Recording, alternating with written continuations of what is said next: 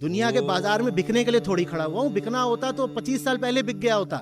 अपनी मेरी एक ठसक है, तुमको बार बार सिखाता हूँ किसी के आगे झुकना नहीं। तुम्हें ये भ्रम हो कहां से गया कि मैं तुम्हारे ही सामने झुक जाऊंगा? ये सब जो धर्मगुरु कहलाते हैं, इनसे तो जंग है मेरी। पागल, मुझे इनके जैसा थोड़ी बनना है। और मेरे जीवन भर मुझे सबसे ज्यादा कष्ट यही देने वाले हैं। मुझे होगा नहीं कष्ट, वो अलग बात। कौन है वो आचार्य जिसका मस्तक दोपहर के सूर्य के समान चमक रहा है? कौन है वो आचार्य जो जम्बू द्वीप के कण कण को अर्थ दे रहा है? कौन है वो आचार्य जिसकी शिखा अभी भी बंधन मुक्त काली नागिन की तरह कंधों पर लहरा रही है? कौन है वो आचार्य?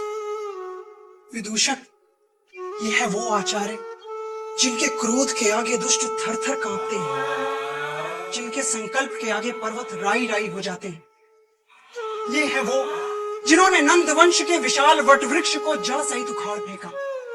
ये है वो जिन्होंने चंद्रगुप्त को मगध के राज सिंहासन पर स्थापित किया।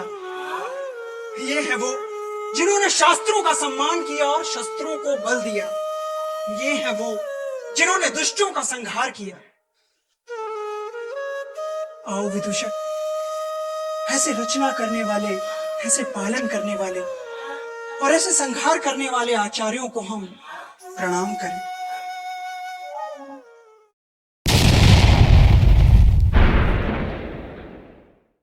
मैंने पूरी अपनी जिंदगी बेहिसाब जी, आउटरेजियसली, और न जी होती वैसे तो आज आपसे बातें नहीं कर पा रहा होता। बताइए सही जी है कि गलत जी है?